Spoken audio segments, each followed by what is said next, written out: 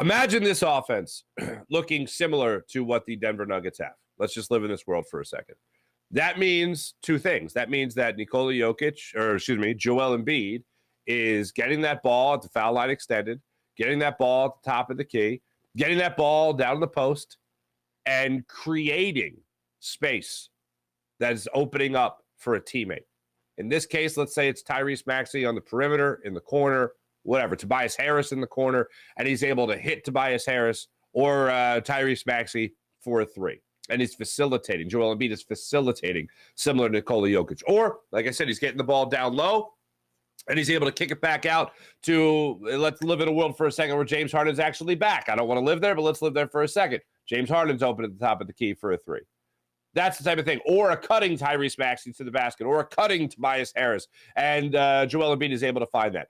This is a guy that is not going to be leading the league in assists, but this is a guy that if you see his assist numbers double, go from like 4 assists to 8 assists, which is, by the way, not far off from James Harden in the playoffs, then you're talking about a totally different offense.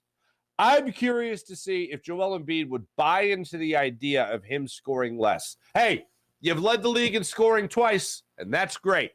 But in order to use this regular season as a warm-up to the playoffs and the way we're going to have to play in the playoffs, your assist numbers are going to have to go up and your scoring numbers are going to have to go down.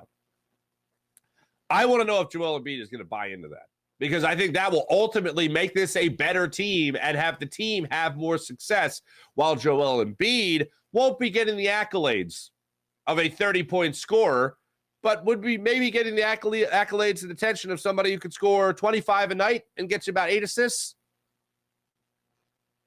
Depending on what you're able to bring in the offseason to help the scoring on this team as a whole, yeah, Joel Embiid's not going to be getting the accolades then. He's not going to be getting the fouls that he's been getting. He's not going to be going to the line as much. He's not going to be scoring as much, bottom line. So when it comes to all that, will Joel Embiid be the guy to buy into it? And that's what Nick Nurse is talking about. It's not a matter of changing his game entirely, but it is about changing it a little bit. Because you need to use 82 games, however many games that Joel Embiid plays this upcoming season. You need to use that as the ramp up and the practice, if you will, to the playoffs, because that's all that really matters.